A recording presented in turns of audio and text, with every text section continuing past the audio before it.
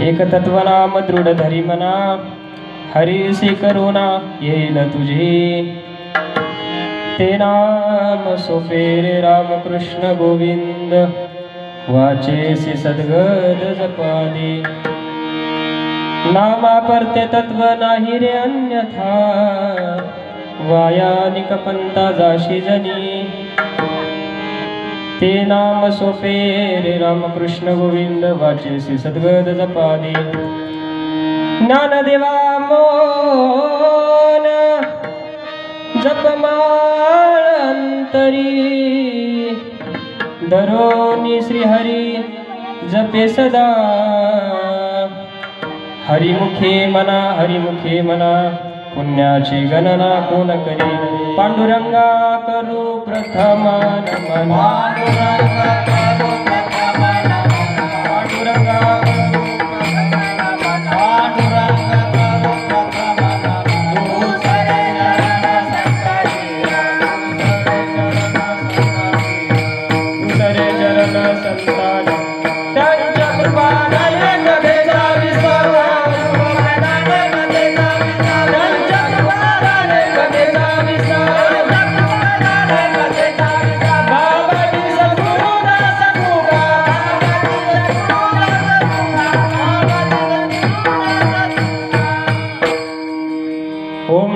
ज्ञानेश्वरा करुणा करा दयाळा, तुमचा अनुग्रह लादलो पावन झालो चराचरी।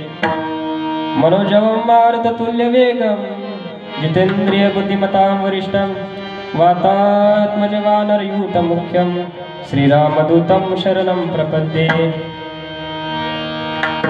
आषाढी कार्तिकी तुझ्या गोंधळाची दाटी हो, आषाढी कार्तिकी तुझ्या गोंधळाची दाटी हो, आषाढी कार्तिकी तुझ्या गोंधळाची दाटी हो, आषाढी कार्तिकी तुझ्या गोंधळाची दाटी हो।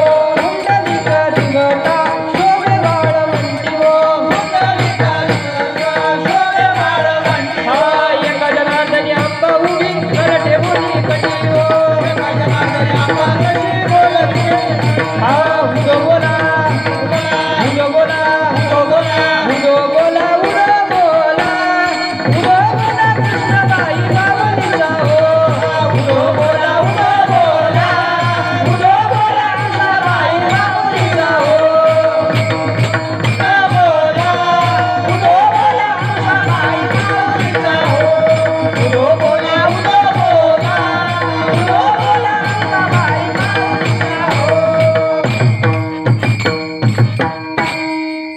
मज हृदयी सद्गुरु, जेने तारिलो हा संसार पुरु, म्हणून विशेष अद्यादरू विवेकावरी जैसे डोळ्या अंजन भेटे, ते वेळी दृष्टीसी फाटा फुटे, मग वास पाहिजे तेथे प्रगटे, महानिधी विठ्ठल विठ्ठल।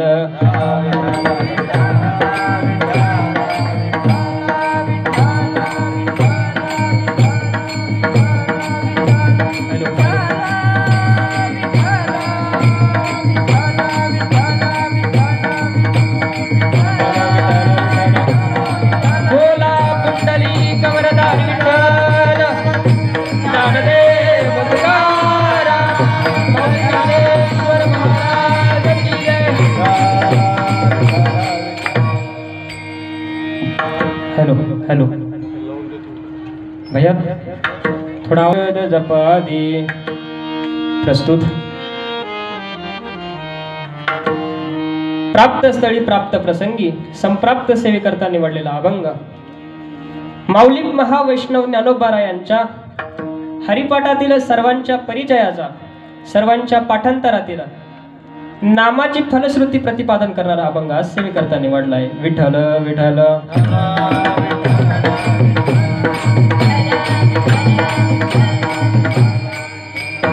सेवेला प्रारंभ करण्या अगोदर अल्पसा परिहार द्यायचा तो असा। कैवल्य महातेजोनिधी, साधकांचे मायबाप, योगियांची माऊली, संत शिरोमणी, संत सम्राट भगवान श्री ज्ञानोबारायाच्या अनुग्रहातून भक्तवत्सल करुणावर्णालय वारकरी संप्रदायाचा आराध्य दैवत, सकल गुण निधान, षडगुण ऐश्वर्य संपन्न, सच्चिदानंद घन, रुक्मिणी प्राण संजीवन असा असणारा पंढरीनाथ भगवंताच्या असीम अपार आणि अहेतुकी कृपेने चालू असलेला हा भव्य दिव्य नामयज्ञ वाघयज्ञ सोहळा, या सोहळ्यातील प्रथम क्रमांकाची सेवा मज पामराकडे आली आणि या सेवेकरता उपस्थित सर्व गुणीजन मंडळी, मृदंगाचार्य असतील, गायनाचार्य असतील, सर्व गुरुबंधू मंडळी, तुम्ही सज्जन मायबाप यांच्या समोर अज्ञात बालकांना अज्ञात साधकांना बोलावं एवढा काय मोठा वक्ता नाही, पण गुरुवर्य मोरेदादांच्या कृपाशीर्वादानं त्यांच्याकडे मी अध्ययन करत आहे। त्यांच्या आशीर्वादानं आणि त्यांच्या कृपेनं आज मी इथं उभा आहे, इथं बोलण्याचा मी प्रयत्न करतोय।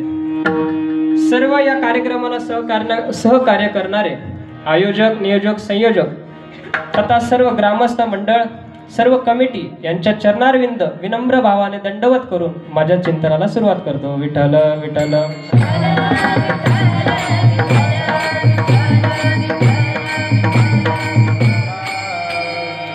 अभंग ज्ञानोबारायाचा आहे, अभंग 5 चरणाचा आहे।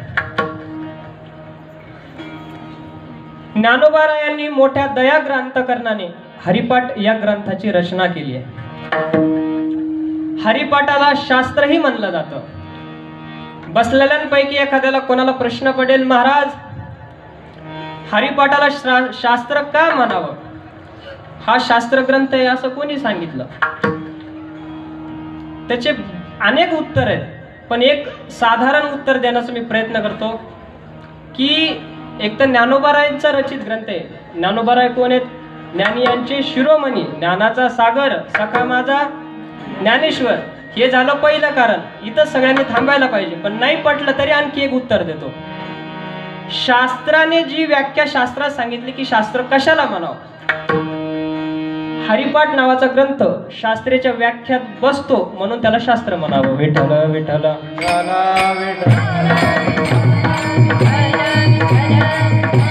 शास्त्राची व्याख्या काय? शास्ती हिताहितम तत्शास्त्रम, म्हणजे जे हिताचं आणि अनहिताचं जे शासन करतं त्याला शास्त्र म्हणावं. जे हित आहे, जीवाकडून काय हिताची गोष्ट घडेल किंवा का अनहिताची गोष्टी घडेल, जी मार्गदर्शन करते त्याला शास्त्र म्हणावं. शास्त्राचं आणखी एक वाक्य म्हणायला हरकत नाही, एक व्याख्या म्हणायला हरकत नाही. ती व्याख्या अशी आहे, शास्त्रकार वर्णन करतात, प्रवृत्तीर्वा निवृत्तीर्वा नित्यकृतकेनवा, म्हणजे जीवानं प्रवृत्त कशात व्हावं आणि जीवानं कशातून निवृत्त व्हावं याचं मार्गदर्शन जीवाला करणारं, उपदेश करणारं जे असतं त्याला शास्त्र म्हणतात. विठ्ठल विठ्ठल. भगवद्गीतेला विचारा, तस्मात् शास्त्र प्रमाणन्ते कार्य अकार्य व्यवस्थितो. ज्ञानोबारायला विचारा, शास्त्र म्हणेल जे जे सांडावे, राज्य ही तृण मानावे. म्हणजे काय? शास्त्रानं जे सांगितलं ते करावं आणि शास्त्रात जे नाहीये ते सांडून द्यावं, किती चांगलं असलं तरी. विठ्ठल विठ्ठल. कोणी म्हणाल मग हरिपाठात असं काय की हरिपाठात अशी गोष्ट आहे की आपलं हित कशात आहे आणि अनहित कशात, ज्ञानोबारायनं आपल्याला स्पष्ट सांगितलेलं आहे म्हणून त्याला शास्त्र म्हणावं. परत एक प्रश्न निर्माण होतो, महाराज हे जुनं तुम्ही कुठपर्यंत आमच्या समोर ठेवता? रोज गाथा, रोज ज्ञानेश्वरी, रोज भागवत, रोज हरिपाठ, हे कशासाठी? आजच्या युगाचा जर कल पाहिला तर नवीनाकडे नवीन नवीन अपडेट सगळ्यांना पाहिजे असतं. रोज ती ज्ञानेश्वरी, रोज तो गाथा कशासाठी? त्याचं उत्तर आहे का? लक्ष देऊन ऐका, बारीक कीर्तन ऐका. जोपर्यंत दुःख नावाची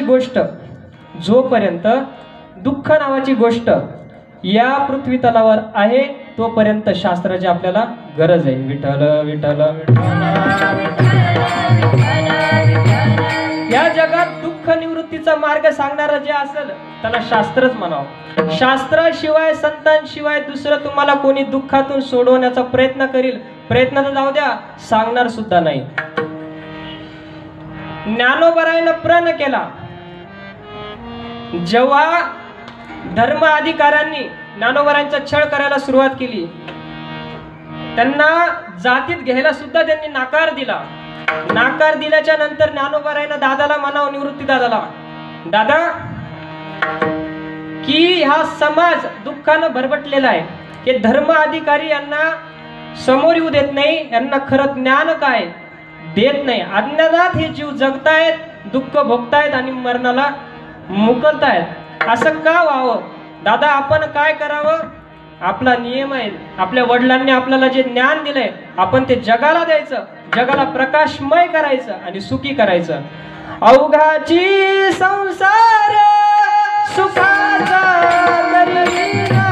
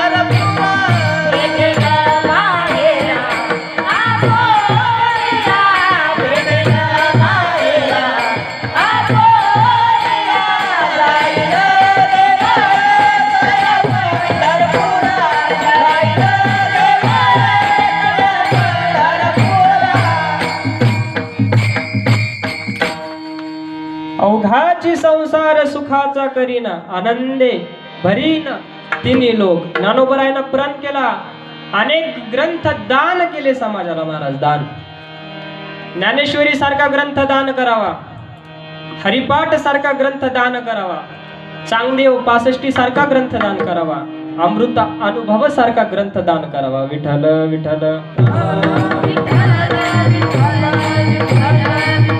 ज्ञानोबरायानं जीवाकडे पाहिल्याच्या नंतर कळालं की प्रत्येकाला अपेक्षा आहे सुखाची, पण चुकीच्या मार्गावर गेल्याच्या नंतर त्याच्या पदरात दुःख पडते, सुख पडत नाहीये. मग काय केलं म्हणजे त्यांना सुख मिळेल? ज्ञानोबरायाची तळमळ. बुडते हे जन न देखवे डोळा, येतो कळवळा म्हणून या. मग काय केलं म्हणजे सुख कशाला मिळेल? तर ज्ञानोबरायानं सोपा मार्ग सांगितला.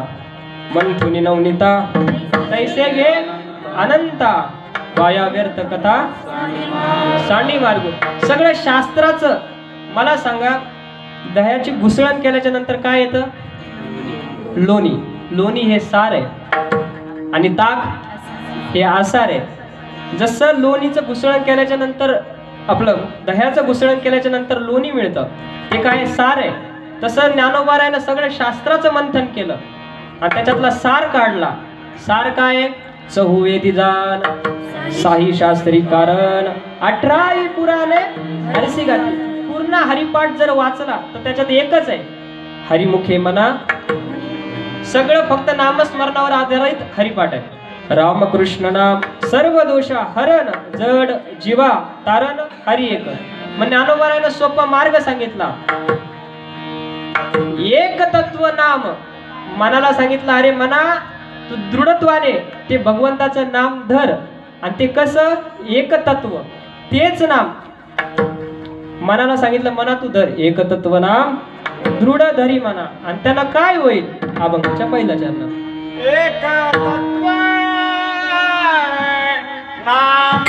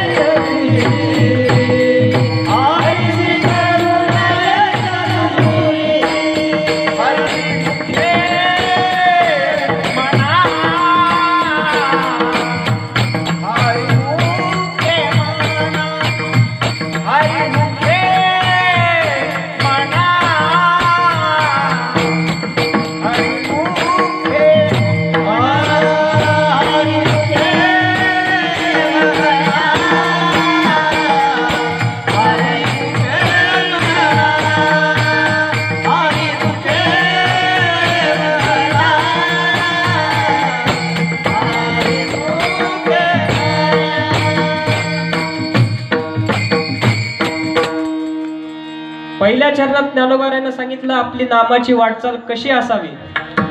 सगळे सांगतात नामस्मरण करावं, पण कसं करावं ज्ञानोबरायानं सांगावं. नामस्मरणाची वाटचाल आपली कशी असावी? एक तत्व नाम. पहिलं काय? एक तत्व म्हणजे नामच एक तत्व आहे.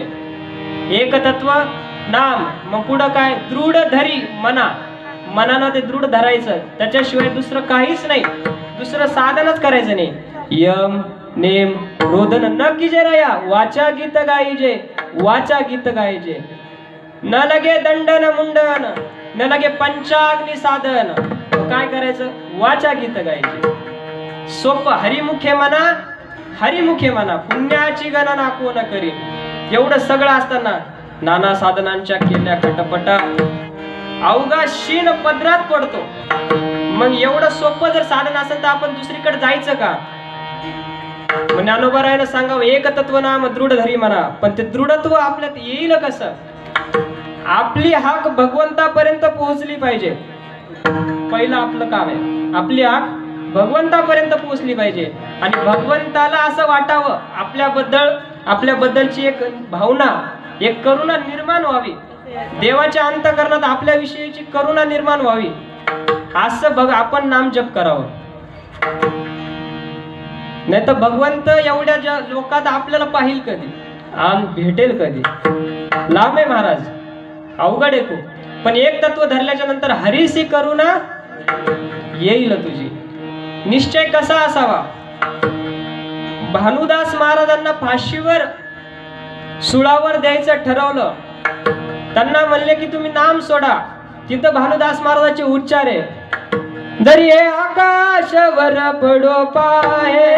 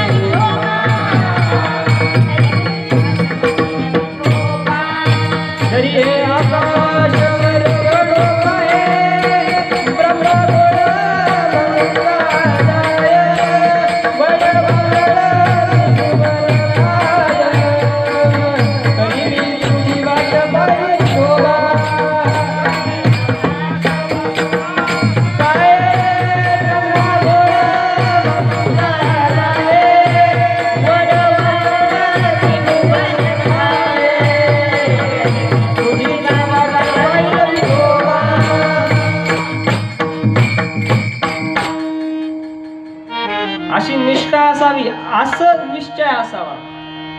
न धरी अनिकाचा पांगिला, नाम धारक तुझाच अंकिला.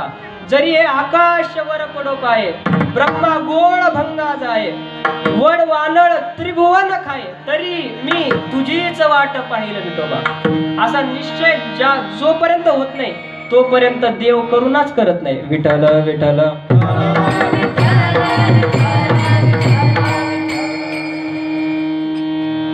वैकुंठवासी प्रातस्मरणीय घुले बाबा सांगायचे, बुवा जोपर्यंत भगवंताची आणि संतांची कृपा होत नाही तोपर्यंत परमार्थ सुद्धा सिद्धीला जात नाही. विठ्ठल विठ्ठल.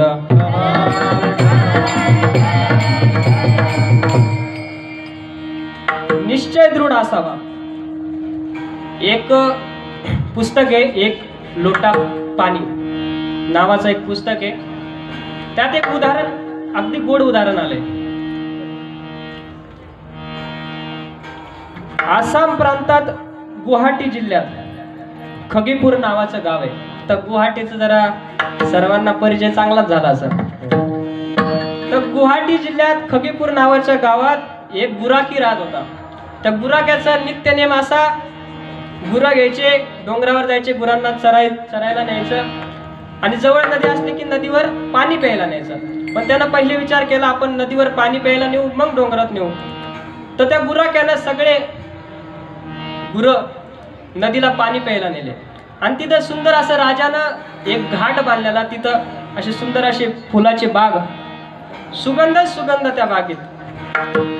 तर ते गुराखी पाणी प्यायला गुरांना नेल्याच्या नंतर तिथं एक बाजूच्या केसमपूर नावाच्या गावातला पंडित तिथं रोज स्नान करून संध्या करायला यायचा. तो पंडित आला, नदीत स्नान केलं आणि त्या बागेत जाऊन बसला संध्या करण्यासाठी. पंडित लोक त्रिकाल संध्या करतात, तर संध्या करण्यासाठी तो तिथं बसला. आता हा गुराखी असं लक्ष देऊन पाहायचं की पंडितजी काय करताय नेमकं. पंडितजी आले, स्नान केलं, संध्याला बसले. पण पंडितजीचा नियम आहे, संध्याला बसल्याच्या नंतर पहिले प्राणायाम करावा लागतो, मग संध्याला सुरुवात होत असतो. तर प्राणायाम कसा असतो? पूरक, कुंभक, रेचक. माहिती नसेल सांगतो. डाव्या नाकपुडीनं असं दाबायचं, उजव्या नाकपुडीनं श्वास ओढायचा. मग तो थांबून ठेवायचा. जो वळतो त्याला म्हणतात पूरक, आपण श्वास थांबून ठेवतो त्याला म्हणतात कुंभक, आणि उजव्या नाकपुडीतून सोडतो त्याला काय म्हणतो आपण रेचक. असा ते त्रिकाल आपलं प्राणायाम. तर ते प्राणायाम करत होते, पण हा गुराख्याला माहित नव्हतं ते काय करतात. ते लांबून पाहतो, त्याला एवढं बरं वाटलं की हे स्नान केलं, तिथं आसनावर बसले, हात सूर्य नमस्कार केला, सूर्यांना हात जोडले. पण हे येड्यावानी काऊन करायले? एवढा सुंदर वासाचा बगीचा, सुंदर असा सुगंध पसरलेला, आणि हे माणूस तिथं नाकाला हात लावतोय. त्याला जरा खटकलंच ते म्हणे काय शहाणी माणसं येडी असतात. पण त्याला राहावलंच नाही. त्याने दिलं गुरप सोडून, तो गेला पंडितजीकडं. पंडितजी नमस्कार, कल्याण नमस्तो. मला सगळं आवडलं म्हणे, पण तुम्ही ते नाक काऊन धरलं? आता पंडितजी म्हणे एक तर आपल्याला झालाय उशीर, बरं याला सांगायला लागलं त्याला पटणार नाही, किंवा प्रश्नावर प्रश्न करीन, एक तर आपला वेळ वाया जाईल, आपली संध्या राहिली, आपल्याला घरी जायचंय. मग याला उत्तर काय द्यावं? घाई घाईत पंडितजी म्हणले असं केलं ना देव भेटतो. असं केलं ना काय होतं? देव भेटतो. ह्याच्या मनात त्याला आनंदच झाला. आजपर्यंत मी असं ऐकलं कठोर अशी साधना करावं लागते, तप करावं लागतं, देव भेटत नाही म्हणतात. आणि पंडितजीने एवढा सोपा मार्ग सांगितला, असं केलं की देव भेटतो. नाक धरलं का काय देव भेटतो. किती सोपं आहे. त्यानं पंडितजीला नमस्कार केला. ते म्हणे आपल्याला बी देव मिळवायचा. बस झाला, आता कवर गुराखी करायची, गुरं कवर वळायचे. आणि असं म्हणतात देव मिळाल्याशिवाय मोक्ष नाही, देव मिळाल्याशिवाय खरं नाही, देव मिळाल्याशिवाय सुख नाही. आपल्याला बी देव मिळायचा. आणि सोपा मार्ग सापडला. अजून काय पाहिजे? पंडितजीला जाऊ दिल त्यानं. तो बी गेला. पंडितजींनी काय केलं? अगोदर पहिले स्नान केलं. हा लगे नदीत शिरला, नदीत स्नान केलं. पंडितजी कुठं बसले? तिथंच बसायचं. दुसरीकडे बसलो, देव नाही आला, मग तिथंच जाऊन बसला. बसल्याच नंतर पंडितजीने काय केले? प्राणायाम केला. हे त्याला माहित नाही ना प्राणायाम केला. हे म्हणे त्यांनी काय सांगितलं? नाक धरल्यावर देव मिळतो. किती सोपं आहे हो, किती सोपं आहे. नाक धरला की देव येतो. तो बसला. बसल्याच्या नंतर त्याचं पूरक नाही, रेचक नाही, त्यानं डायरेक्ट कुंभकाला सुरुवात केली. हे श्वास दाबून ठेवला त्यानं. मला सांगा, श्वास दाबल्याच्या नंतर किती वेळ थांबू शकतो माणूस? किती सेकंद? 1 मिनिट जास्तीत जास्त. करून पाहिलं विठ्ठल विठ्ठल.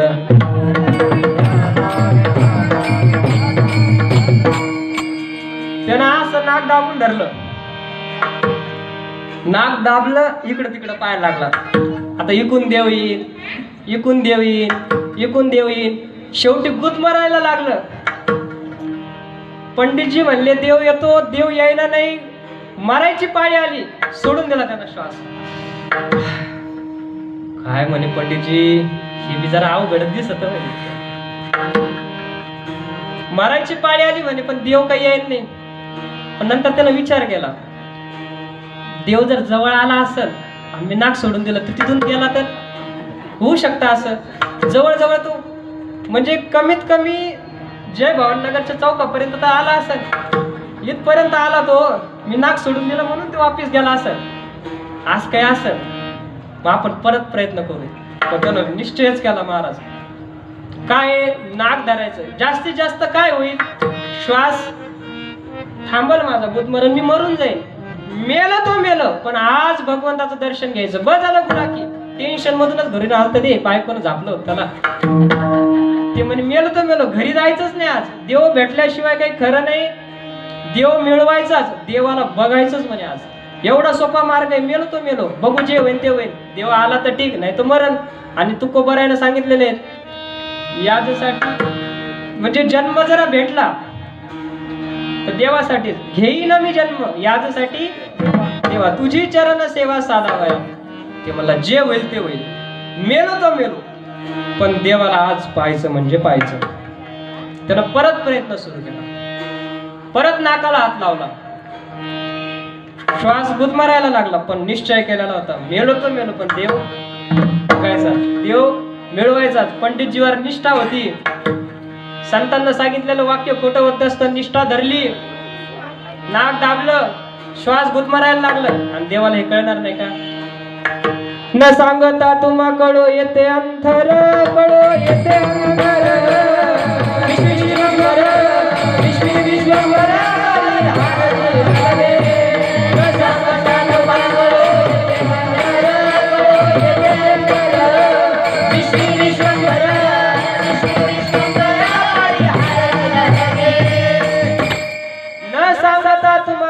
ते अंतर, देवाला काय कळत नाही.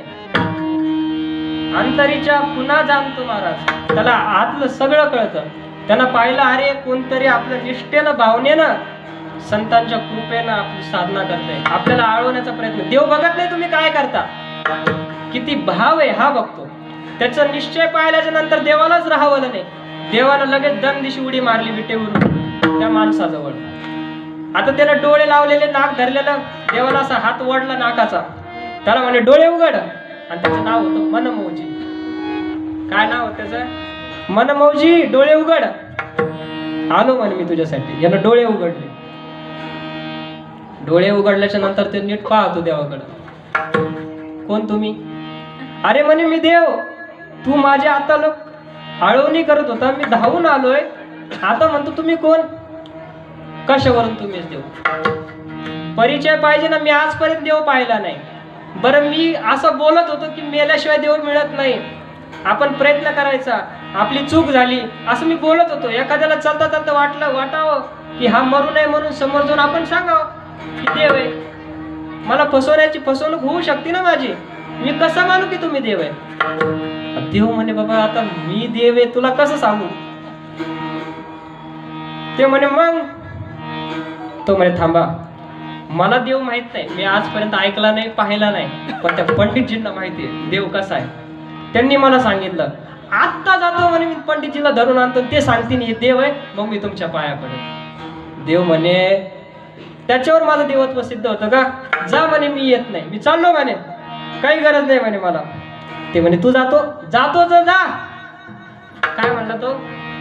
देवा. देव म्हणतो तू तुला जातो तो जा, तू खरा देव असशील ना, माझ्याकडे नाक आहेच.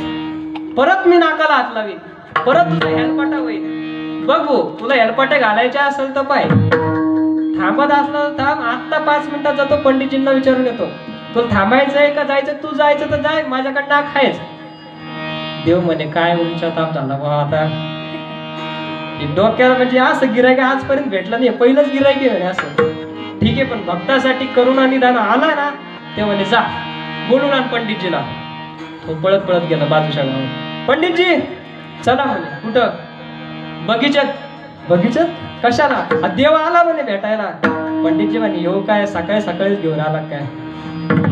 अरे बाबा नाही, मी नाही येत, मला काम आहे. अहो तुम्ही सांगितलं मी तसंच केलं. देव आलाय, चला पटकन. आणि देव वाट बघतोय तुमची. मला माहित नाही देव कसा आहे, पण तो स्वतःला म्हणतोय मी देव, मी तुझ्यासाठी आलो. मला त्याची पारख नाही, तुम्ही चला मला सांगा तू देव, मी त्याच्या पाया पडत. पंडितजी म्हणे मागच्या वेळेस केला विनोद, आता हा अंगलट आलाय, पण आता नाही म्हणाव तर हा जाणार नाही, जाऊन एकदा बघूनच घेऊ. पंडितजी निघाले. पंडितजी निघाल्याच्या नंतर हा पुढं, पंडितजी मागं. पण पंडितजीला आधीच संताप आला. पंडितजी तर रस्त्यानंच म्हणे हे बघ, तिथं जर देव नसला तुझी माझी गाठ आहे, देव नसला तर तुझी माझी गाठ आहे. तो म्हणे पंडितजी नसला तर नसू द्या ना. पंडितजी म्हणे हा हेलपाटा घालायची वेळ कशाला आणतोय म्हणे माझ्यावर, नसला तर नसू द्या ना, माझ्याकडे नाक आहे ना. तो कुठं जाऊन जाईन, परत नाक धरील, त्याला यावंच लागेल. पंडितजी म्हणे वेगळंच जाऊ पाहू तसं. पंडितजी गेले.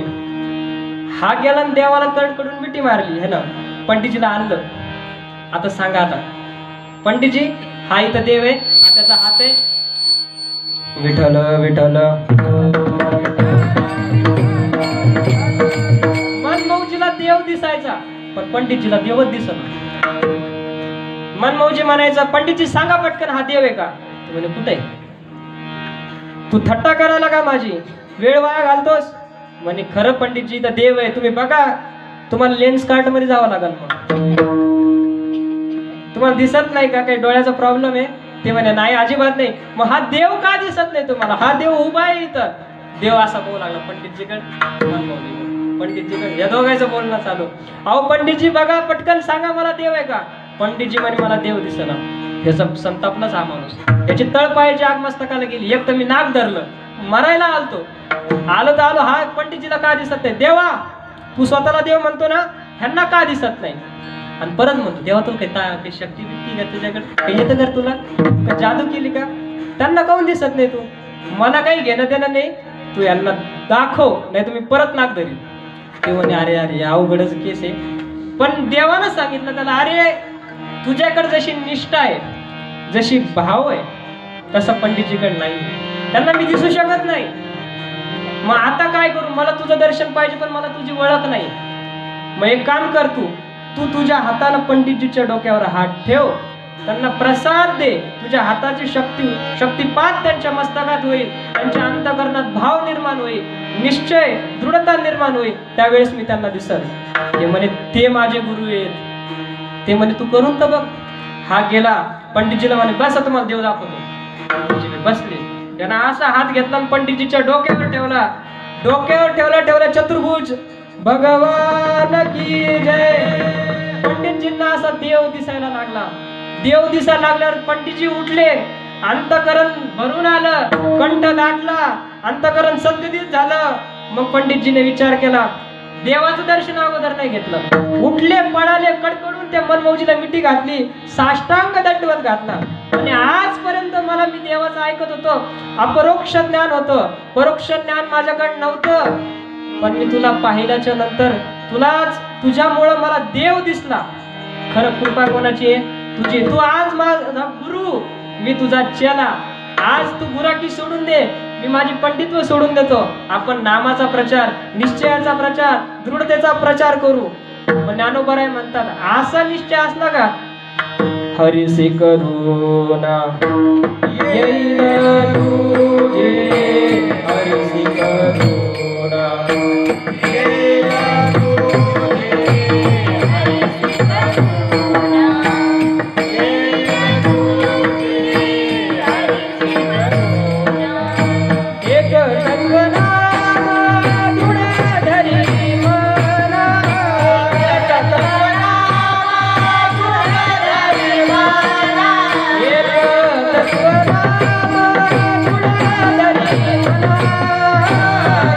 तत्वनाम धुळधरी मना, हरिसी करुणा येईल तुझी, हरिसी करुणा.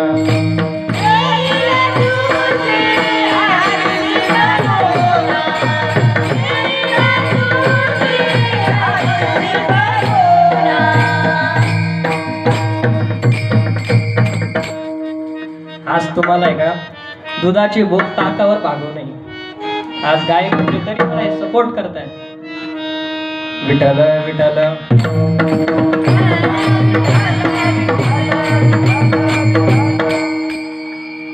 एक तत्व नाम दृढ धरी म्हणा.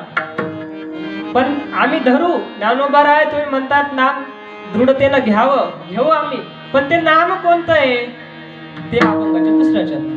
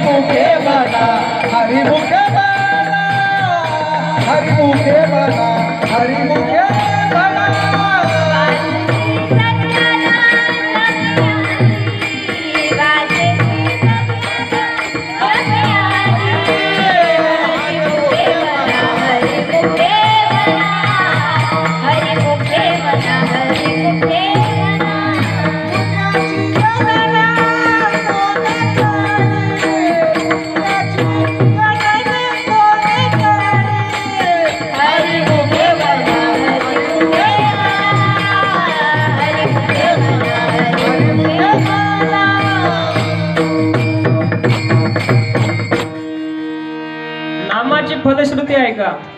नामस्मरणाने काय होतं? एक तर देवाला आपल्याबद्दलचा भाव, करुणा निर्माण होती देवाच्या अंतःकरणात. देव आपल्याकडे पाहतो, नवे नवे आपल्यावर कृपा करतो आणि अंतकाळीला मरणाच्या वेळेला देव आपल्याला प्रत्यक्ष भेट देतो. विठ्ठल विठ्ठल.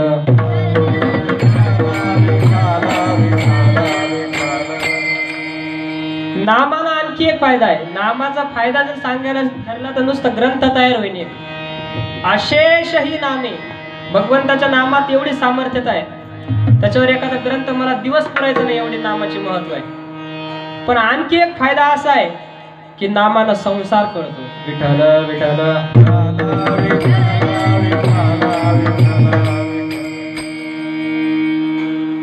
ज्ञानोबा सांगतात, तैसे संसार या समजता जाणी जे अनित्यता, मग वैराग्य दवडिता पाठी लागे. विठ्ठल विठ्ठल संसार कळतो.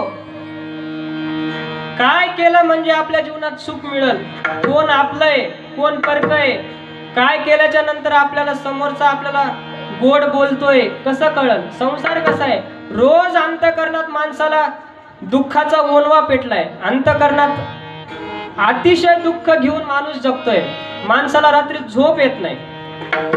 प्रत्येक वस्तूत माणसं सुख आनंद सापडायचा प्रयत्न करतोय, पण ते पुढंच पळतं आणि तिथं पाहिल्याच्या नंतरही दुःख सापडतं. असं काय केलं म्हणजे आपल्याला ज्ञान होईल. ज्ञानाशिवाय सुख नाही, देवाशिवाय सुख नाही हे सगळ्यांना माहिती, तरी संसार करतो आपण. सर्व सुखाची आशा जन्म गेला,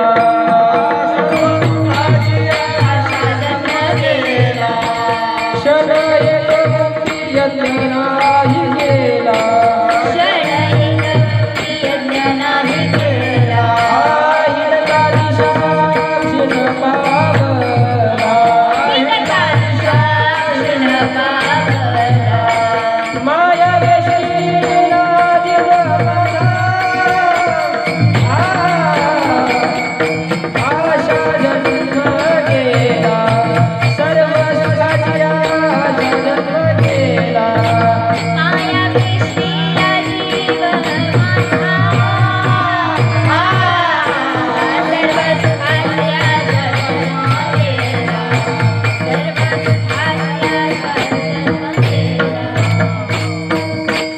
एखाद्या वस्तूवर, व्यक्तीवर, पदार्थावर प्रेम केल्याच्या मोबदल्यात कालांतराने आपल्या पदरात दुःख पडतं. दुःख जेव्हा पडायला लागतं माणसाला अंतःकरणात, असं 65 वर्षाच्या व्यक्तीला, 60 वर्षाच्या व्यक्तीला, 75 असणाऱ्या व्यक्तीला विचारा तुम्ही, त्याला विचारा तुमच्या आजपर्यंतच्या जीवनातील अनुभव सांगा, तो एका वाक्यात सांगन, आपलं कोणी नाही, या जगात कोणी कोणाचं नाही, एवढंच. बरं तो मरताना त्याच्या जर विचार केला, त्याला मागं वळून जर बघितलं तर त्याच्या पदरात शून्य पडतं. एवढं खटाटोप करत असतो सुखासाठी, पण शेवटपर्यंत मरूस तर त्याला सुख मिळत नाही, तसाच मरतो, हाय हाय करून मरतो. मग त्याला शेवटी कळतं, कळो येईल अंत काळी,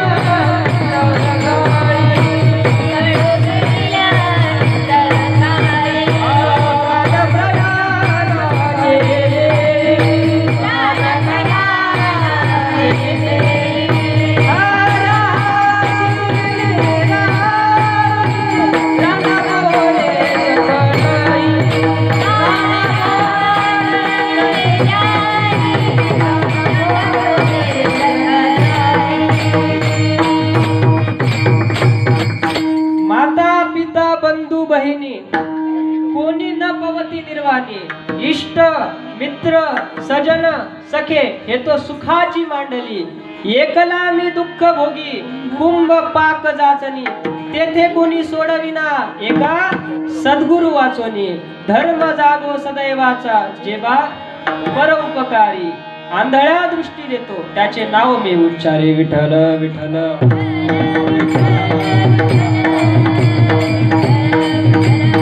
अनेक साधन करण्याच्या मागे लागलं तर आपल्या जीवनात दुःख पडल. अहो कोण प्रेम करतं मला सांगा ना. एका मुलीचं नुकतंच लग्न झालं, तिचं लग्न झालं, तिनं आता संक्रांत जवळ आली. संक्रांतीच्या नंतर वाण द्यायला सगळे जात असतात संक्रांतीला, बरोबर आहे. तिनं आत्याकडे हट्ट केला, आत्या ऐका ना, तुमच्याकडची पैठणी आहे ना ती मला आज नेसायला द्या. पहिला काळ असत होता, आत्याकडेच मागावं लागायचं, सगळा कारभार त्यांच्याकडे असायचा. आत्या मला तुमची आज पैठणी नेसायला द्या. आत्या म्हणे देते, पण आपल्याला वाण द्यायला जायचे, तू बी माझ्यासोबत चल. मग मागून तुला परिचय होईल, माझ्या माघारी तुला तिथं जाऊन वाण देता येईल, तू आज चल माझ्यासोबत. तिनं ती पैठणी नेसली. त्या पोरीचं नाव होतं मालुमती. काय नाव होतं? मालुमती. आत्यानं तिला तिच्या सोबत नेलं. एका कोणाच्या घरी जर गेलं तर त्या आत्या मोठी असल्यामुळं महिला मंडळ काय म्हणायचं, वंश बसा बरं खुर्चीवर. काय म्हणायचे, वंश तुम्ही बसा बरं खुर्चीवर. ती म्हणायची मी नाही बसत, माझी मालू तिथं बसत. मग मालूला बसवायचं. पहिल्या घरी असं झालं. दुसऱ्या घरी गेल्याच्या नंतर त्या म्हणायच्या वंश बसा बरं खुर्चीवर. ते म्हण मी नाही बसत, माझी मालू खुर्चीवर बसत. दुसऱ्या घरी तसंच झालं. तिसऱ्या घरी गेल्याच्या नंतर परत म्हणे या या या या बसा बरं खुर्चीवर. त्यानं आत्याला खुर्ची टाकली. आत्या तिथं म्हणे माझी मालू तिथं बसत, मी नाही बसत. 2-3 वेळा असं झालं. सोबतच्या महिलांनी विचारलं आत्या तुमचा मालूवर लय जीव दिसतो, लयच प्रेम आहे तुमचं मालूवर. तिनं तिच्या कानात सांगितलं मालूवर नाही, शालूवर प्रेम आहे माझं, शालूवर. आत्ताच दिलाय. ती जर बसली मळाला मग काय करू, खराब झाला मग काय करू. म्हणजे प्रेम कोणावर आहे? मालूवर नाही, शालूवर. हे प्रेम आहे. विठ्ठल विठ्ठल. मालूवर प्रेम नाही महाराज, शालूवर आहे. अहो संसाराचा नियमच असा आहे, प्रेम पुढं पुढं सरकत जातं. बापाचं मुलावर प्रेम असलच, पण मुलाचं बापावर असलच याची शाश्वती देऊ शकत नाही. त्याचं त्याच्या मुलावर प्रेम असतं. बघा तुम्ही, संसारात सगळ्याला अनुभव आहे, मला संसाराचं काही सांगायचं नाही, पण एक उदाहरण देतो ऐका. पावसाळ्याचे दिवस येणार, असाच चैत्र पौर्णिमेचा महिना, उन्हाळा, कडक उन्हाळा. काही दिवसांना पावसाळा येईल म्हणून पत्राची मरम्मत करण्यासाठी मुलगा पत्रावर गेलेला. तो उन्हातानाचा गेलेला. आता पत्राची मरम्मत करायची. पत्राची मरम्मत झाल्याच्या नंतर उन्हाळ्यात आपल्या पावसाळ्यात आपल्याला ताण नाही राहणार. हा पोरग बिना चपलीचा वरी चढला. आता खाली बाप पाहत होता, ह्यो काय करतोय. बाळू काय करायलास रे? म्हणजे बाबा आता पावसाळा येईल, पत्र गळतेत, मरम्मत केली म्हणजे पुढे ताण नाही राहणार. अरे येडा कळत नाही का रे तुला? एवढ्या उन्हातानाचं चढला, उतर, तुला ऊन लागल. काय म्हणते, ऊन लागल, तू बिमार पडशील, तू खाली उतर. तू म्हणे बाबा 2 मिनिटाचं काम आहे, काम झालं की मी उतरतो. हे म्हाताऱ्याला राहवतच नव्हतं. बाळ्या अरे ऊन लागल, उतर, बिमार पडशील, दवाखान्यात 4-5 दिवस जायचे, आधी 7 चालू आहे, उतर खाली. तो काय उतरतच नव्हता. ते म्हणे बाबा 2च मिनिटं राहिलं, थांबा. ते म्हणे बाळ्या तुला कळतं का नाही रे एकदा सांगितलेलं? हे म्हणे बाबा 2 मिनिटं थांबा हो, थोडंसं राहिले करून उतरतो. हे परत म्हणे बाळ्या उतरतो कस बघ. मग ह्याला रागच आला. कसला प्रेम, ह्याला राग आला. बाबा शांत बसा, उतरायला म्हणे 2 मिनिटं. पोरग तवाच चिडत उतरतो ना म्हणे मी, थांबा जरसक. ऐकणार नाही, असं ऐकणार नाही. त्याचं लहान ताण बाळ नाही का पाळण्यात झोपलेलं होतं. म्हातार तर घरात पळाला. ते पोरग उचललं असं डांबरीवर, उन्हानं ती डांबरी तापलेली, त्याच्यावर बाळाला ठेवून दिलं. ते बाळ लागलं ना वरडायला, जसं चटके बसायला लागले ते बाळ लागलं वरडायला. ते पोरग वरून पाहतं, पोराला पत्रावरूनच वरी उडी टाकली खाली. माझ्या पोराला तुम्ही डांबरीवर ठेवता, तुम्हाला अक्कल नाही का? त्याला चटके बसताय ना, लहान आहे ते, त्याला दवाखान्यात न्यावं लागल. ते म्हणजे हे तुझं पोरग आहे, बरोबर आहे, हे तुझं पोरग आहे, त्याला चटके बसायले तर तुला त्रास व्हायला. तसंच तू माझं पोरग आहे, तुला चटके बसायले तर मला त्रास होत होता. विठ्ठल विठ्ठल.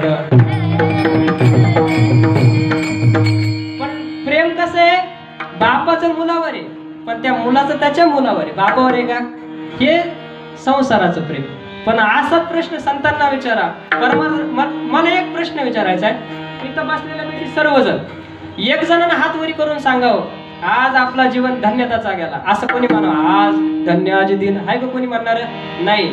कोणी म्हणावं माझा आज दिवस सुखाचा गेला, इतके दिवस मी गेले ते सुखाचं नांदले, असं कोणी नाही. पण तुम्ही संतांना प्रश्न विचारा, आजी संसार सुपल झाला गे माये, काय देखिले पाय विठोबाचे, तो मज व्हावा वेळोवेळा व्हावा पांडुरंग, कृतकृत्य झालो इच्छा केली ते पावलो. हे संतांचं अभिवादन आहे. आपलं काय, हा देह नाशिवंत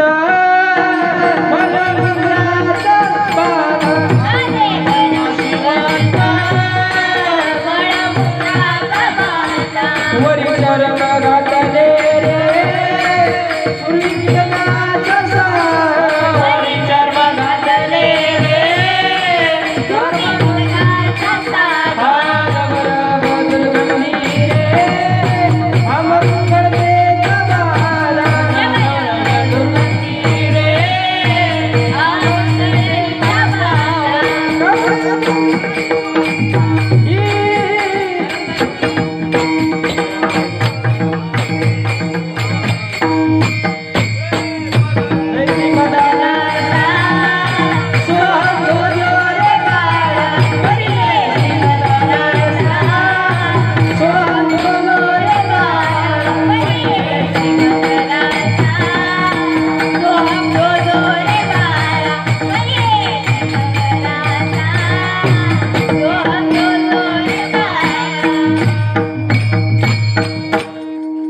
संसारातलं प्रेम.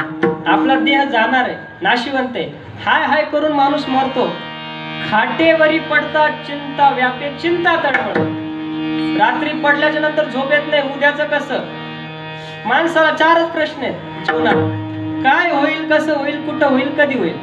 एक जण दवाखान्यात गेला, आता ह्याला औषध नाही ना, काय होईल, कधी होईल, कसं होईल, कुठं होईल. तो दवाखान्यात गेल्याच्या नंतर म्हणाले, डॉक्टर साहेब कस तरी होते. नंतर म्हणतो, डॉक्टर साहेब कसं नसं होते. डॉक्टर म्हणे, ह्या कसला रोग आहे, अरे तुला काय होते नेमकं सांग, म्हणजे मला त्याच्यावर काय उपचार करता येईल. तो म्हणतो काहीच कळत नाही, कस तरी होतंय, कसं नसं होतंय. डॉक्टर म्हणे, हे गिराईक जर ह्याची एक फ्यूज गेलेला दिसतो, यानं डीपीतच आकडे घातलेले दिसते मला. मग डॉक्टर साहेब म्हणे, उपाय आहे आपल्याकडे, एकच उपाय, काय कर, कशाच तरी मुळी घे, तरी उगा कस तरी लावून काहीतरी होईल, जाय विठ्ठल विठ्ठल. तसं गिराईक तसं उत्तर, तसा भक्त तसा देव. देवाचा ब्रीद आहे, ये यथा माम प्रपद्यन्ते तांस तथैव भजाम्यहम. जो जीव जशा भावनेने मला बसतो त्याच पद्धतीनं, तसाच त्याच भावनेनं मी त्याला बसतो. विठ्ठल विठ्ठल.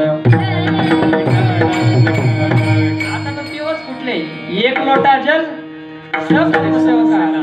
घरी नवरा उपाशी मरतो आणि पशुपती आपला पती पशुनाथ उपाशी, आणि पशुपतीनाथाला पाणी घालायला चालले. विठ्ठल विठ्ठल.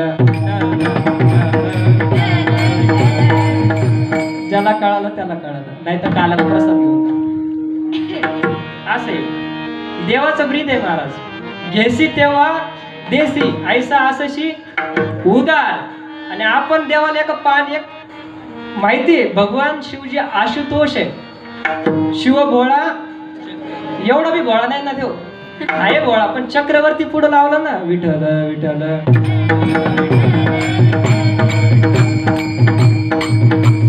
सांगायचं तात्पर्य एवढंच आहे, भाव महत्वाचा आहे, निष्ठा महत्वाची आहे, आणि नामस्मरणात निष्ठा असावी. ज्ञानोबा सांगतात, कशाला खटाटोप करता, एवढं करायला कोणी सांगितलं. बरं, एवढं करून जर आपल्या पदरात जर फल प्राप्ती होत असते तर करायला हरकत आहे का? नाही. ज्ञानोबाने हरिपाठातच सांगितलं, योग याग विधी येणे नव्हे सिद्धी, वायाची उपाधी दंभ धर्म. मग कशाला हेलपटा घालता? मग त्याच्यासाठी काय करा, एक तत्व नाम दृढ धरी म्हणा. मग काय, हरिसी करून येईल तुझी, ते नाम सोपे रे रामकृष्ण गोविंद. वाचेसी सद्गत जप आदी. आदी शब्द लावलेला आहे, हा महत्वाचा आहे. आदी का, आज प्रत्येक सेकंदाला, गणित आहे, विज्ञान असं सांगतं, प्रत्येक सेकंदाला 2 माणसं मरतात. किती माणसं मरतात? आता जगात कुठतरी 2 जण मेले, पूर्ण ब्रह्मांडात 2 जण कुठतरी मेले. तुमचा नंबर लागला का? त्याच्या मरायच्या आधी, बरोबर आहे.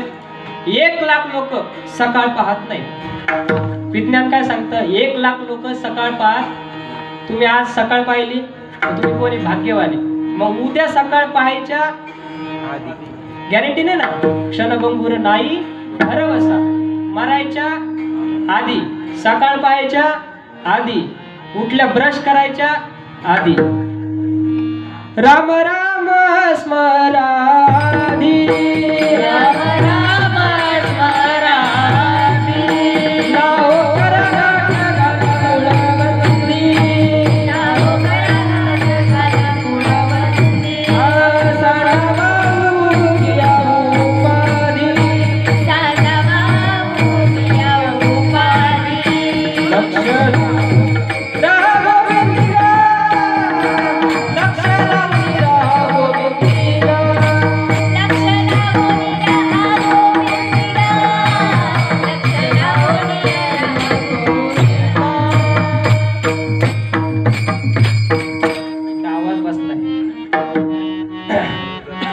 राम राम स्मरा आधी.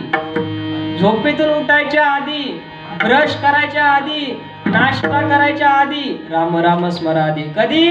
ड्युटीला जायच्या आधी राम राम स्मरा आधी. कधी? ड्युटीहून यायच्या आधी राम राम स्मरा आधी.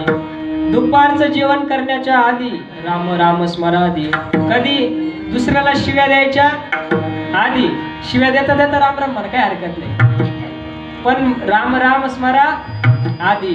राम राम स्मरा आधी. कोणाच्या काड्या करायच्या आधी. सप्त्यात कार्यकर्ते कमी राहते, कार्यकर्ते जास्त राहते. विठ्ठल विठ्ठल विठ्ठल जिकडे तिकडे हाच नियम आहे. सज्जन माणसं कमी पाहायला मिळतात. ते एक वेगळं कारण आहे. ज्ञानेश्वरीत असे अध्यायच्या अध्याय महाराज की तामसी वृत्ती कशाला म्हणावं, सत्वगण वृत्ती कशाला म्हणावं, दैवी संपत्ती, आसुरी संपत्ती, प्रत्येकाचा विचार ज्ञानेश्वरीने करून दिलेला आहे. आणि आपलं दुर्भाग्य असं आहे, आपण ज्ञानेश्वरी पासून वंचित आहे. विठ्ठल विठ्ठल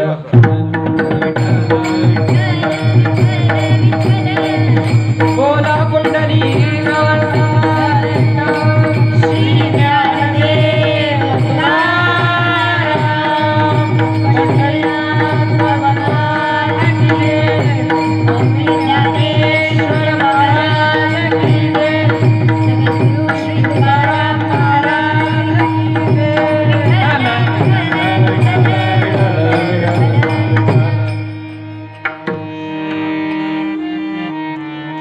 उज्जैनचा राजा विक्रम आदित्यचा मोठा भाऊ राजा भर्तरी. राजाचं नाव काय? राजा भर्तरी. त्याचं पत्नीवर एवढा जीव, राणीवर एवढा जीव होता, एवढा जीव होता, राणीसाठी काहीही करायला तयार होता. काही म्हणजे काही. कोणी काही म्हणलं राणीनं नुसतं म्हणाव, फक्त ऑर्डर टाकाव आणि राजाला ती पूर्ण करावं. एवढा जीव असताना पण त्या वैशिष्ट्य असं असतं प्रेमाचं, मी पहिलेच सांगून गेलो, पुढं पुढं सरकत जातं. त्या राणीचं कालांतराने त्याच्यावर राजावर प्रेम नव्हतं, तिचं प्रेम होतं प्रधानावर. राणीचं प्रेम प्रधानावर. राणी प्रधानासाठी काहीही करायची, पण त्या प्रधानाचं प्रेम राणीवर नसून तिथं एक दासी राहत होती जी भांडे घासायचं काम करायची. त्या दासीवर राणी, त्या प्रधानाचं प्रेम. हे गणित बघा तुम्ही आता, पुढं पुढं सरकत चाललंय. राजाचा अत्यंत जीव राणीसाठी. राजा शिकार करायला वनात निघाल्याच्या नंतर साधू महात्मे रस्त्यात भेटले. आणि पहिला नियम होता, एखादा संत वारेकरी साधू कोणी जर समोरून येत असेल तर आपण राजा जरी असलो तरी त्याचं दर्शन घ्यावं. पहिले दर्शन घेत होते. तर राजानं त्यांचं दर्शन घेतलं आणि साधू महात्म्यांना आशीर्वचन मागितलं की तुम्ही कुठं निघाला, माझ्यावर कृपा करा, आशीर्वाद द्या. आशीर्वाद दिल्याच्या नंतर साधूला दया आली. साधूने त्याला सांगितलं, हे बघ माझ्याकडे एक फळ आहे, पण ते सिद्ध फळ आहे. जे कोणी खाईल तो अमर होईल. काय होईल? तू राजा आहे आणि तू सज्जन राजा आहे. तू राज्याचं सगळ्यांचं पालन अतिशय चांगल्या प्रकारे करू शकतो, म्हणून मी तुला हे फळ देतोय. त्या साधूनं राजाला फळ दिलं, पण राजाचा खरं म्हणलं तर जीव राणीत, आणि ज्याचा जीव असतो त्याला सगळं द्यायची तयारी असते. राणीला काय देऊ नये काय असं होतं तर राजाला फळ भेटलं. राजाला वाटलं आपण फळ खाऊन अमर होण्यापेक्षा आपला जीव कोणात आहे? राणीत आहे. राणीला फळ देऊ, राणी तरी अमर होईल, राणी तरी अमर होईल, चांगली बाब आहे. तर त्यानं राणीला फळ दिलं. राणी म्हणे फळ खा तू अमर होशील. राणीनं फळ खायच्या ऐवजी राणीला वाटलं आपला जीव कोणात आहे? प्रधानात. आपण ही गोष्ट प्रधानाला दिली पाहिजे. ती पळत गेली प्रधानाकडे, प्रधानाला फळ दिलं. म्हणजे तुम्ही हे फळ खा तुम्ही अमर होता. प्रधानाला जीव नव्हता आणि त्याला खाऊ बी वाटत नव्हतं. हे कवर असं करायचं, आपण काय करू? बिचारी ती भांडे घासतील तिला देऊ, ती अमर झाली, तिचा काहीतरी फायदा तरी होईल. तो तिच्याकडे गेला आणि तिला म्हणे हे फळ धर, हे फळ खायला अमर होशील. ती म्हणे मी जर अमर झाली, मी मरूच तर भांडेच घासायचे, म्हणजे जिवंत राहून नुसते भांडेच घासायचे का? मरण नाही, नुसतेच भांडे घासायचे का? काय फायदा असा जीवनाचा? याच्यापेक्षा आपण राजाला देऊ, राजा राज्य तरी सांभाळेल, बिचारा चांगला अमर तरी होईल. मग तिनं विचार केला आपण राजाला देऊ. दुसऱ्या दिवशी राजेसाहेब दरबारात बसलेले, सगळे मंत्रिमंडळ असे बसलेले, राणी एका बाजूला बसलेली, प्रधान एका साईडला उभा, सगळे राजे महाराजे बसलेले. दरबारात तिनं इनाम भेटावं म्हणून काहीतरी मोठ्यानं हाक मारली, राजेसाहेब तुमच्यासाठी मी एक भेट वस्तू आणली, तुम्ही जर ती भेट वस्तू स्वीकारली तुम्ही अमर होता. काय होता? अमर होता. राजा म्हणे अमर, जरा जरा ऐकण्यासारखं वाटतं, पण काय भेट वस्तू आहे म्हणे, दाखव.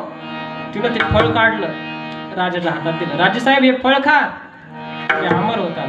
राजानं पाहिले फळ, जरा पाहिल्यासारखं वाटतं, हे फळ पाहिल्यासारखं वाटतं. राजाला कळलं, पण राजानं विचार केला हे फळ दासीकडे कसं काय आलं? मी तर राणीला दिलतं, मग दासीकडे फळ आलं कसं काय?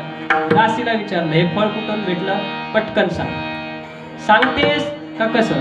तिला लगेच सांगून दिलं मला हे फळ प्रधानाने दिलं. राजानं मागचा पुढचा विचारत नाही केला, काढली तलवार.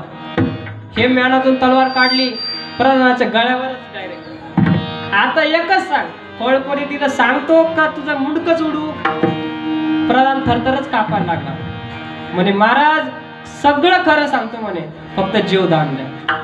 एवढी बार क्षमा करा, माझा याच्यात काहीच दोष नाही, माझा यात काहीच हात नाही, मला तुम्ही क्षमा करा. फक्त सांग तुला कोणी दिलं, तुला सोडून देतो म्हणे, जीवदान देतो मी, फक्त मला सांग तुला फळ कोण दिलं. खरं सांगू, राणी साहेब माझ्याकडे आल्या, त्यांचा माझा जीव आहे आणि त्यांनी मला एक फळ दिलं. राजाचं तिथंच मन तुटलं. राजानं विचार केला, अरे मी जिच्यासाठी एवढा अट्टहासाने जीव ओतला, जिच्यासाठी मी हृदय माझं देण्याची तयारी आहे, तिच्यासाठी मरायची तयारी आहे, तिचं प्रेम एका प्रधानावर काय कमी केलं मी राजा आहे, चक्रवर्ती सम्राट आहे, जे नाही ते मी पुरवू शकतो, तरी का तिचं प्रेम त्याच्यावर असावं? राजाला ताण आला. राजा वनात निघाला. साधूची परत भेट झाली. साधूने सांगितलं असं असं असतं, सर्व ब्रह्मज्ञान सांगितलं. सांगितल्याच्या नंतर राजाने एक ग्रंथच निर्माण केला. तो ग्रंथ असा, त्याच्यात एक श्लोक असा आहे, याम चिंतयामि सततम मैसा विरक्ता साप्यन्न मिच्छन्ति सजनन्य सक्ता अस्मत् कृतेच्च परितुष्यति कचिदन्या धिक्तांच तांच मदनंच इमांच मांच. ज्या महिलेत, ज्या राणीत मी आसक्त होतो, त्या माझ्या विरक्तीवर धिक्कार असो. एवढा मोठा मी राजा, त्या प्रधानाला सुद्धा माझी कीव आली नाही, त्या प्रधानाचा धिक्कार असो. राजा असून मी बुद्धिमत्ता बाळगून चालत होतो, पण छोट्या गोष्टीमुळे मी फसल्या गेलो, माझ्या बुद्धीचा धिक्कार असो. आणि आजपर्यंत मी साधू संतांचं देव मिळवण्याचा प्रयत्न नाही केला, साधू संतांचं आजपर्यंत ऐकलं नाही, ना ऐकलं, माझा मलाच धिक्कार असो. विठ्ठल विठ्ठल हरे विठ्ठल विठ्ठल हरे विठ्ठल विठ्ठल. नाथ महाराजाचा एक अभंग आहे. कोणता अभंग महाराज? 18 वनस्पती फुले फळे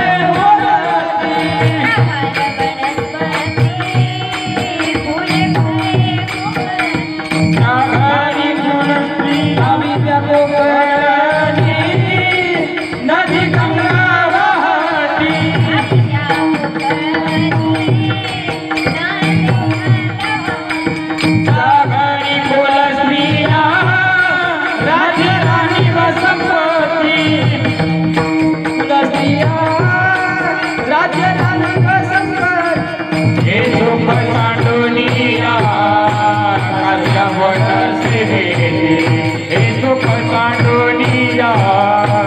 दासया वनाचे वेली 18 बार वनस्पती फळे फुले वनाची 18 बार वनस्पती 18 बार वनस्पती फळे फुले वनाची 18 बार वनस्पती फळे फुले वनाची 18 भार वनस्पती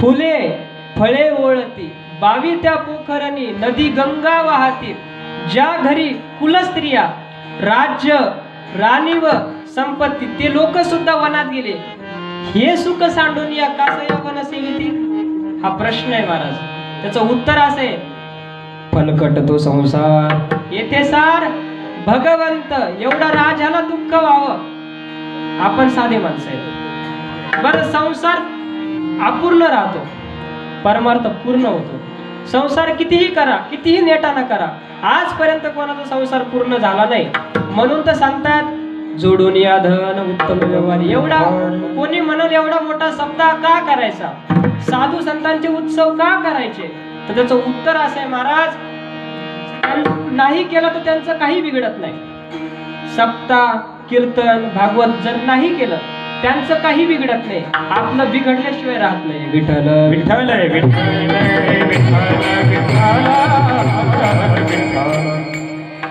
सगळ्यात मोठा जर संसार जर कोणी केला असेल तर रावणाची एकही प्रतिज्ञा पूर्ण नाही झाली सोन्याला सुगंध आणील स्वर्गापर्यंत शिडी करेल आणि समुद्राचं पाणी खारट पाणी गोड करेल एकही प्रण पूर्ण नाही झाला बरं त्याचं सोन्याचे घर तुम्ही म्हणता एवढं सोन्याची लंका सोन्याचे घर मग त्याला सिमेंट तर सिमेंट म्हणजे विटा आणि ते सिमेंट तर साधं लावलं असं अजिबात नाही तो सोना वितळ व्हायचा ते चिटकवायचा म्हणजे सगळं सोन्याचं सिमेंट सुद्धा सोन्याचं एवढं त्याचं असताना सुद्धा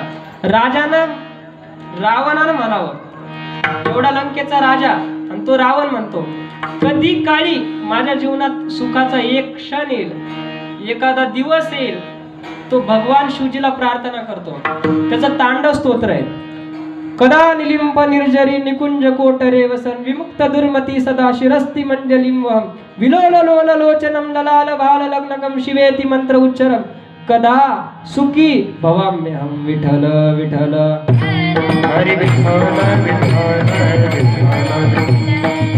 लंकेत राहणारा रावण भगवान शिवजीकडे प्रार्थना करतो कधी काळी माझ्या जीवनात असा प्रसंग येईल मी हिमालयाच्या गुफेत राहील नदीचं पाणी गंगेचं पाणी मी माझ्या ओंजळीत घेईल आणि भगवान शिवजीच्या पिंडीवर टाकत ओम नमः शिवाय ओम नमः शिवाय ओम नमः शिवाय मंत्राचा जप करत करत कधी सुखी होईल मी कधी सुखी होईल हा रावण भगवान शिवजीकडे प्रार्थना करतो ज्याची सोन्याची लंका आहे तो दुःखात आहे 1-2 तोळे भात वाढ वरण वाढ तिकडे जाऊ दे इकडे जाऊ दे असे करणारे आपण कधी सुखी व्हायचं विठ्ठल विठ्ठल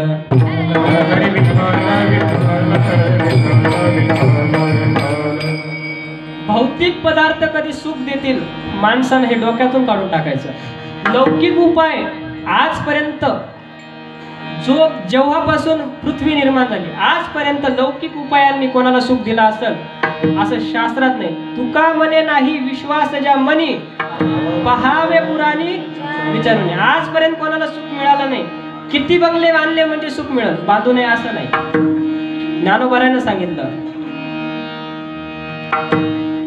असोनी संसारी जीव वेगू करी वेदशास्त्र उभारी बाह्य सदा ज्ञानोबारानं सांगितलं करू नये असं नाही जोडून या धन उत्तम व्यवहार सगळं कमवावं पण हे जाणार आहे माणसं मला सांगा तुम्ही पाहुण्याच्या घरी गेल्यावर तिथे राहायची तयारी करता का जायची तयारी करता काय जायची तयारी करतो आपलं उलट चालू आहे आपण इथं राहायची तयारी करायला विठ्ठल विठ्ठल माणसाला ज्ञानोबा म्हणतात आगा मर हा शब्द न सहाती मर म्हणलं ना एखाद्या म्हातारीला म्हणा तुम्ही जाऊन आजे बस ना आता किती दिवस जगती मर ना ती म्हणा मेल्या मुर्द्या तो काळ भाज होऊ दे आणि मला मारायला सांगतो, माझ्या माड्यावर टिपलाय तू, ती त्याला शिव्या देते का? मर शब्द सहन होत नाही. पण आपल्याला जायचं हा निश्चय झाला पाहिजे. मग निश्चय झाल्याच्या नंतर आपण नाम घेतलं पाहिजे. मग ते एक तत्व नाम दृढ धरी म्हणा, हरिसी करुणा. सगळ्यात सोपं आहे. रामकृष्ण गोविंद वाचेसी सद्गत जपादी. तुकोबरायला विचारा, न लगती सायास जावे सुखे तो घरा नारायण, सुखे तो घरा नारायण, सुखे तो घरा नारायण. हरी न लगती सायास जावे वनांतर, लगती सायास जावे वनांतर, लगती सायास जावे वनांतर. सुखे तो घरा नारायण, सुखे तो घरा नारायण, सुखे तो घरा नारायण.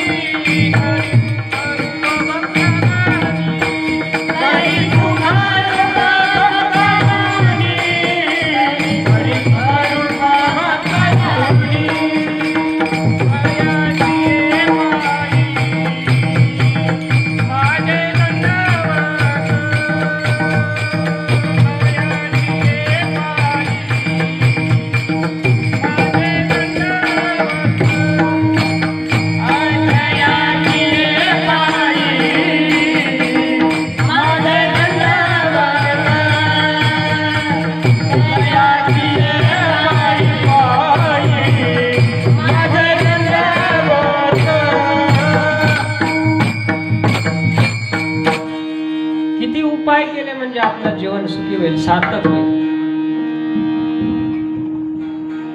ज्ञानोबराय म्हणतात, सगळे मार्ग सोडा. माझं एक म्हणणं आहे, वैयक्तिक म्हणणं आहे बरं का. तुम्ही आम्हा, बापू, मावल्या, गुरु मावल्या, जे कोणी असतील, मला नाव नाही ठेवायचे, पण कधी काळी आजपर्यंत तुम्ही सगळं करून बघितलंय. प्रत्येकाचं वय तरी जवळजवळ 65, 70, 75 दिसतंय. काय परिवर्तन झालं आपल्या जीवनात? परिवर्तनच जाऊ दे, पण सुखाची अपेक्षा आहे, भेटलंय? अजिबात नाही. मग एवढं खटाटप करायचं कशाला? ज्ञानोबराय सारखे संत असताना, ज्ञानेश्वरी सारखा ग्रंथ असताना, पांडुरंगासारखं दैवत असताना कशाला यायचं त्याच्या मागं लागलं? विठ्ठल विठ्ठल करू नये असं मताचं नाहीये मी, करावं. पण ज्ञानोबराय सगळ्यांचं मूळ आहे. ज्ञानोबरायनं संप्रदाय निर्माण केला. ज्ञानेश्वरी सारखा ग्रंथ 22व्या वर्षी जगात मला असं कोणी दाखवावं, ज्ञानोबराय सारखं जीवन कोणाचं आहे? पृथ्वीवर असं जीवन नाही महाराज. 22व्या वर्षी सर्व ग्रंथ रचून समाधीला जावं, भगवंतानं ज्ञानोबरायचे पाय धुवावे, ताटात घेऊन पाद्य पूजा करावी देवानं, आणि ते पाणी कोणाला भेटू नये, तीर्थ कोणाला मिळू नये म्हणून गटागटा प्यावं, राहिलेलं तीर्थ सगळ्यावर शिंपडावं. कोणाचं भाग्य आहे असं मला सांगा? काही जगात कोणी ज्ञानोबराय सारखा संत नाही, आणि ज्ञानोबराय सारखा अधिकार कोणाचा नाही. विठ्ठल विठ्ठल.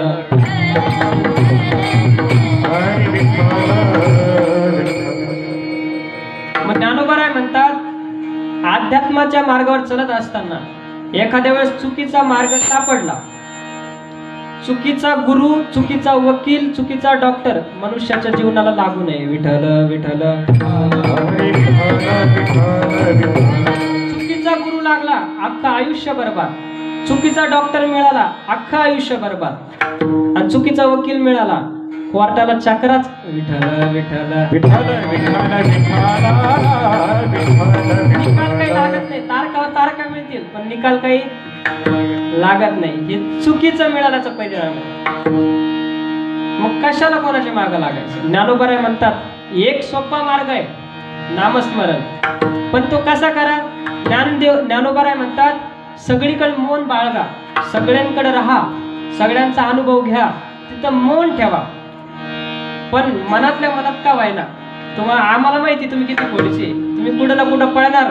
ज्ञानोबारायला हे माहिती आहे, कोणी ना कोणी कुठं ना कुठं जाणार. आज देव बदलायची पद्धत आहे. वडा खालचा, बोरीतला, विहिरीतला, इथं सुख नाही मिळालं की तिथं जाणार, तिथं सुख नाही मिळालं की तिथं जाणार. इथं नवस केला म्हणून जमलं, बरं त्या देवाला काही फळ दिलं नाही का? देवच बदलला, रातीतून देव बदलला. इकडली आई काही गुणच देत नाही, तिकडल्या आईला जाऊ विठ्ठल विठ्ठल. हरे विठ्ठल विठ्ठल विठ्ठल. इकडली आई गुण देत नाही म्हणून तिकडल्या आईला जायचं. तिकडली आई नाही मग मसोबाला काय लागत 4 पायाचं, मग तिकडं जायचं. मग असं देव बदलत जातो. ज्ञानोबारायला हे चांगलं माहिती आहे, म्हणून ज्ञानोबाराय म्हणतात सगळीकडे अनुभव घेऊन बघा, नाही भेटला तर हे चालू ठेवा. काय? शेवटच्या चरणात विठ्ठल. ज्ञानदेव मौन जप माळ अंतरी, जप माळ अंतरी. ज्ञानदेव मौन जप माळ अंतरी, जप माळ अंतरी. ज्ञानदेव मौन जप माळ अंतरी, जप माळ अंतरी. ज्ञानदेव मौन जप माळ अंतरी, जप माळ अंतरी. ज्ञानदेव मौन जप माळ अंतरी, जप माळ अंतरी. ज्ञानदेव मौन जप माळ अंतरी, जप माळ अंतरी. ज्ञानदेव मौन जप माळ अंतरी, जप माळ अंतरी. ज्ञानदेव मौन जप माळ अंतरी, जप माळ अंतरी. हरी धरुणी श्री हरी जपे सदा, जपुनी श्री हरी जपे सदा. हरी मुखे म्हणा, हरी मुखे म्हणा, हरी मुखे म्हणा, हरी मुखे म्हणा, हरी मुखे म्हणा, हरी मुखे म्हणा. धरुणी श्री हरी जपे सदा, धरुणी श्री हरी जपे सदा. हरी मुखे म्हणा, हरी मुखे म्हणा, हरी मुखे म्हणा, हरी मुखे म्हणा. हरी पुण्याची गणना कोण करी, पुण्याची गणना कोण करी, कोण करी.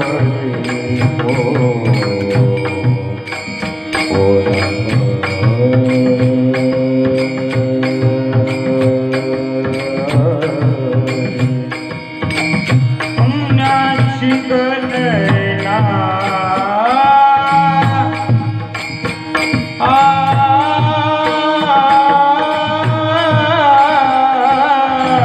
कोण करी, पुण्याची गणना कोण करी, कोण करी, कोण करी.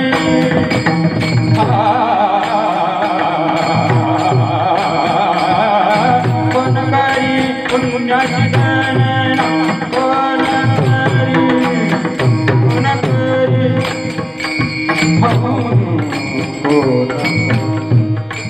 पुण्याची गणना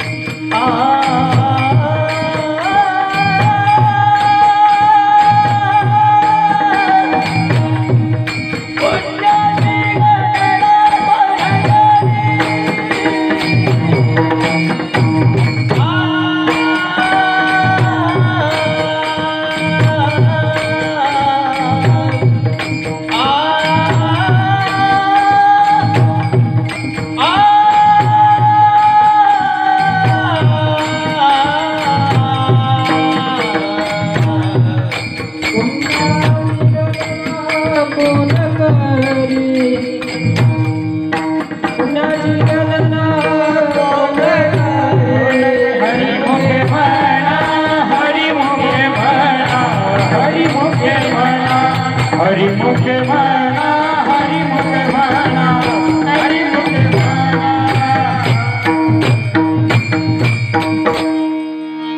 हातवरी करा सगळ्यांनी, मोठ्या प्रेमानं भजन करायचं.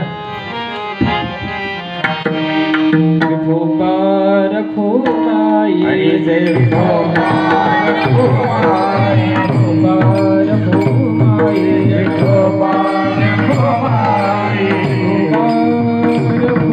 विठोबा रखो माई. हरी जय विठोबा हरी विठोबा रखो माई. हरी जय विठोबा रखो माई.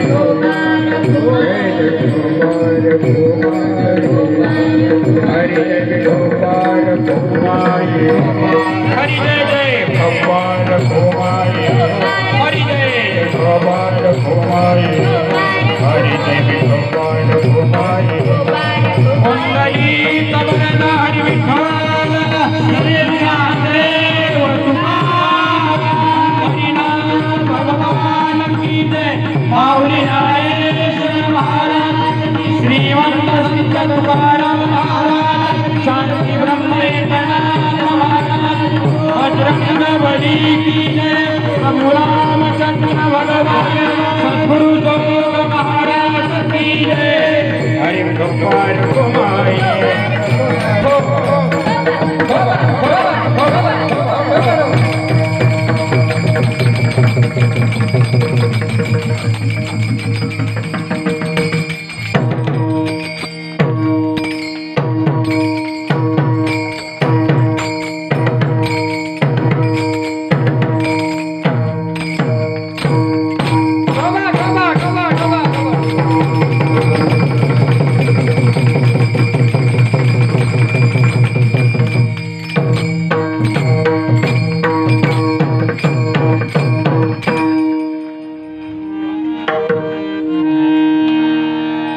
एकतत्वनाम दृढ धरितना हरीसी करुणा येईल तुझी.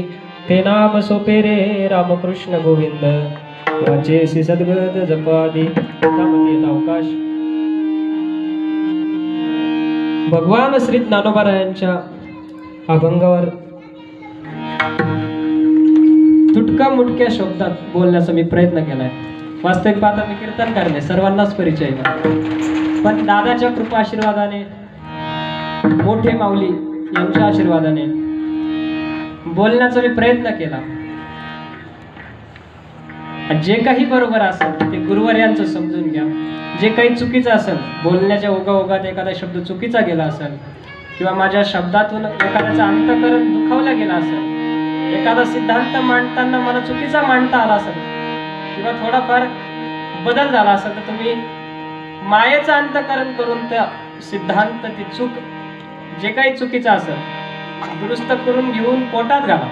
बरोबर आहे? म्हणजे सगळं माझं चुकीचा तुम्ही पदरात घ्या आणि जे काही बरोबर असेल गुरुवर्यांचं समजून तुम्ही ग्रहण करा.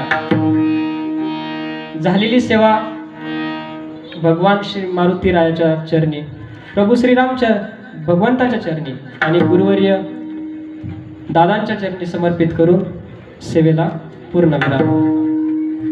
तुकाराम तुकाराम तुकाराम तुकाराम. टाळी वाजवा, टाळी वाजवा. हात वर, हात वर घ्या. तुकाराम तुकाराम तुकाराम